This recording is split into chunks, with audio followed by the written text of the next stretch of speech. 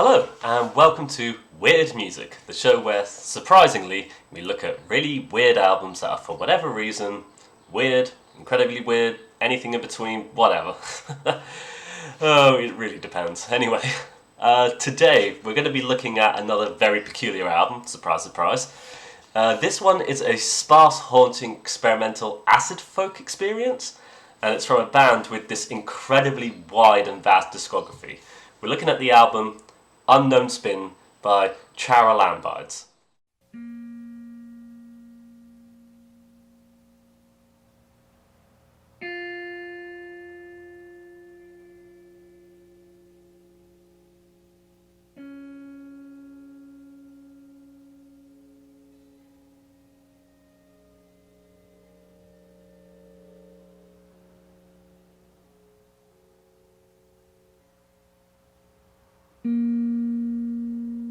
Okay, so this is a very weird one, I think. To start off, a little bit about the band. Charalambides is an experimental band hailing from Houston, Texas, comprised mostly by members Tom and Christina Carter. Together, sometimes with collaborators, sometimes without, sometimes even on their own, I think, but that's their solo releases. Anyway, they release incredibly sparse, unsettling neo-psychedelia that combines elements of drone, folk, post-rock, and the avant-garde. It's an eclectic mix, to say the least, that gives the band this incredibly unique sound, though, it's difficult to initially break into, but it all becomes so incredibly rewarding when it finally just clicks into place for you. So, despite having a large number of album releases that hail as far back as 1993, we're going to be looking at the 2003 album Unknown Spin, which was their debut album for the record label Kranky. In this lineup, we've got Tom and Christina Carter, who are both on guitar, whilst Christina does the main vocal duties. And then they're backed up by Heather Leigh Murray, who plays steel guitar and, backing vocals, I would suppose. Maybe lead, I'm not 100% sure on this. This is arguably a good place to start with the band, as it offers the exact kind of experience that, you should expect from them, I guess. But anyway, it's a good introduction to them, I suppose, and what you should expect from them. You got these incredibly long songs, these skeletal, haunting instrumentals that intertwine into each other in this really weird, tangled mess. And then you have these wonderful, ethereal, ghostly vocals from Christina, and the two combine together so brilliantly, so well, that adds so much character and so much presence to the songs themselves. It's very unique, very wonderful and stuff. So what makes the band so weird? Well, just listen to the album once, or even listen to the first 10 seconds, and I think you'll instantly understand that. You've got another band here that's foregoing conventional song structures. They're generally opting more for improvisation, for the most part, and they let their music slowly develop over time from these sparse instrumentals into these really weird, sweeping, droning compositions. And much of the core of the music, especially from Tom Carter's side of things, it reminds me of Jam Deck, I feel, where there's, you're not using conventional guitar tuning or conventional guitar playing. Instead, you have these really weird, unsettling tones that's sort of slightly off, and you partner that style of guitar with Christina's vocals, who isn't doing conventional vocal styles, I'd say. She's actually using more of a droning experience. It gives the whole experience this really weird and ethereal quality.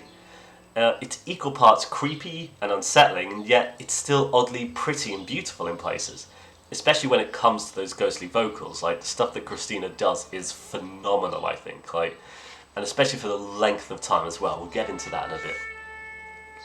Overall it's one of those really weird synergies that it seems to work for them. They do it brilliantly. They do themselves, but brilliantly. So, on this particular album, we're presented with 4 tracks. You've got the album opening up with the 30-minute title track Unknown Spin, which really establishes the album, it sets it off in perfect style, and really establishes the band's experimental nature as well.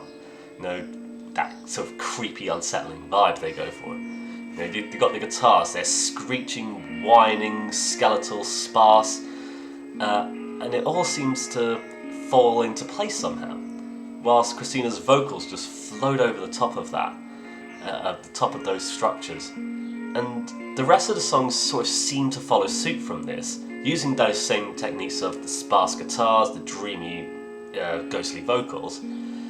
And yet, it starts to incorporate some more elements of like conventional song structures. I mean, it's still warped completely by the experimental nature of the band. Like, it's not conventional, but weirdly enough, like, it just sort of seems to sound a bit more normal, I would say. Like, track 2, Voice Within, it seems to have lyrics at times, but they're really largely indiscernible.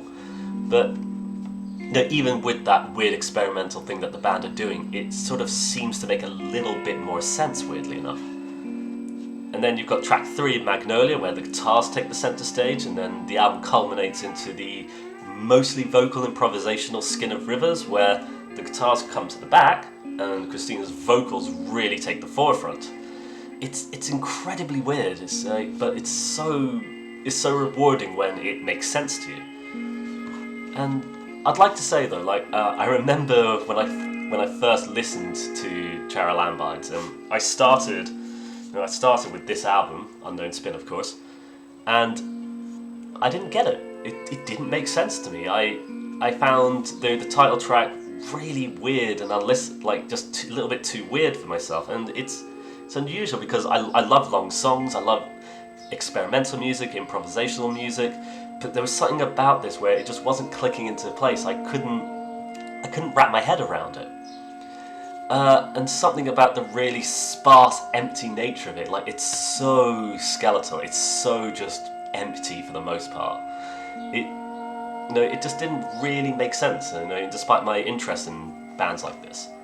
And then, I can't tell you when or why, but eventually it just clicked into place for me, and I found myself amazed and engrossed by the scope of the band. There's just something wonderful about what they do. You've got especially on this album, you've got the intertwining guitar lines of Tom Carter and Heather Leigh Murray that they tangle themselves up in this twisted, harmonious mess. And whilst you don't have conventional song structure to latch yourself onto, there's still something incredibly engrossing about the whole experience, which just draws you into this ghostly other world. It's very peculiar. It feels like this band they've taken elements of improvisational music for the most part, and they've used that to actually guide their music in terms of what they want to do. They add in conventional concepts here and there, like you sort of have the folk elements, like the conventional song structure elements, I guess, sort of, though. It's weird trying to describe it like this. But they warp it with their experimental concepts, so their approach to how they do their music, the way they just improv, the way they just do everything. And, the album itself feels like one really large experience for the most part. Like, you've got the half-hour opening track that establishes the experimental nature, and then it slowly feels a little bit more conventional as it develops into the next songs, as explained that, the second track has those lyrics in it, sort of. You've got the guitar solo. It feels more structured, weirdly enough, though, but still so experimental. And by the time you get to the middle part of those albums, the two middle tracks, it makes a little bit more sense before it ultimately just falls apart into that dreamy confusion in the final track. It's so weird, so bizarre, so wonderful and beautiful, though. This is a very peculiar album that doesn't really make a lot of sense at first, but you give it time, you have some patience with it, it all starts to come across eventually. And ultimately, that's the best thing about weird music, I feel like, and a lot of the music we're talking about here, is that at first it's just really weird, obviously, and then, eventually, if you are patient with it, it just makes sense, and you just get lost within whatever it is they're trying to do. So if you eventually, give it patience, give it time, and the Charalambides starts to click with you, you're going to find a wealth of music from this band. You've got many studio albums, a bunch on Kranky, a bunch of self-releases, a bunch of various record labels, etc., etc. You've got many solo ventures. We might look at a Christina Carter solo album on this series, might do. And then you've got live recordings as well on their Bandcamp stuff. There's so much to enjoy from this band. There's so much out there. So with that, I'm actually really glad to have talked about this band. It's, weird music. What do you expect? In any case, though, this does conclude today's episode of Weird Music. It's, I think structure-wise, this has gone a bit all over the place, but you know what? Weird music. If Charalambides aren't going to do structure like conventionally, then why should I, right? I do hope you've enjoyed watching this one, though.